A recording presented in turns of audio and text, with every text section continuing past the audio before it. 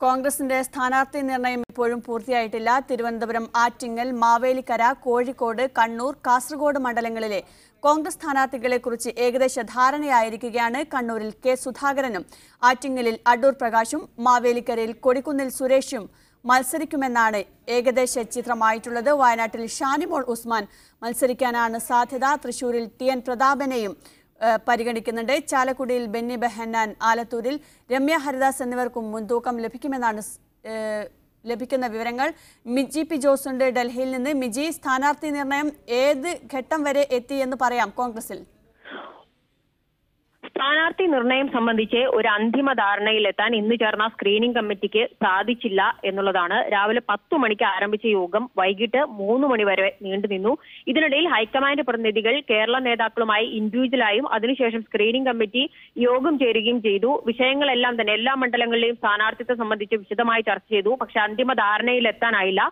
ഇതിനെ തുടർന്ന് 15-ാം തീയതി വീണ്ടും യോഗം ചേരാൻ തീരുമാനിച്ചിരിക്കുകയാണ്. കാരണം ഇതിനിടയിൽ രാഹുൽ ഗാന്ധി കേരളം സന്ദർശിക്കുന്നുണ്ട്, മറ്റ് സംസ്ഥാനങ്ങളിലേക്കുള്ള സന്ദർശനമുണ്ട്, നിർണായകമായ പ്രവർത്തക സമിതി യോഗമുണ്ട്. അത്തരത്തിലുള്ള തിരക്കുകളായതിനാൽ ഇനി 15-ാം തീയതിക്ക് ശേഷമാണ് ഈ യോഗം വീണ്ടും ചേരുകയും അന്ന് തയ്യാറാക്കുന്ന അന്തിമ പട്ടിക കേന്ദ്ര തെരഞ്ഞെടുപ്പ് സമിതിക്ക് കൈമാറുകയും ചെയ്യുക.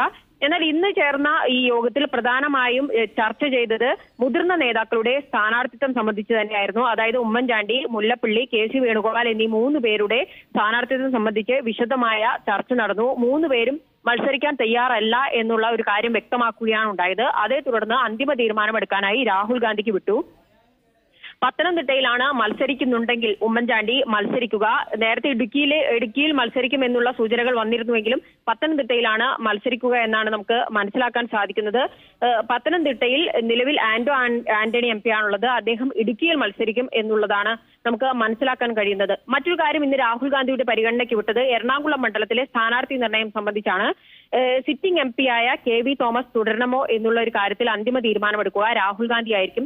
അദ്ദേഹത്തിന്റെ നേതൃത്വം സംബന്ധിച്ച് ചില അതൃപ്തികൾ ഉയർന്നു വന്നിരുന്നു. ജില്ലാ ഘടകത്തിൽ നിന്നും അക്കാര്യം ഇന്നത്തെ യോഗത്തിൽ ചർച്ചയാവുകയും അക്കാര്യത്തിൽ ഒരു തീരുമാനമെടുക്കാൻ രാഹുൽ ഗാന്ധിക്ക് വിടുകയും ചെയ്തു. ഹൈബി ഈഡന്റെ പേരാണ്, അതായത് കെ.വി. തോമസ് വിവരങ്ങൾ നൽകിയത്.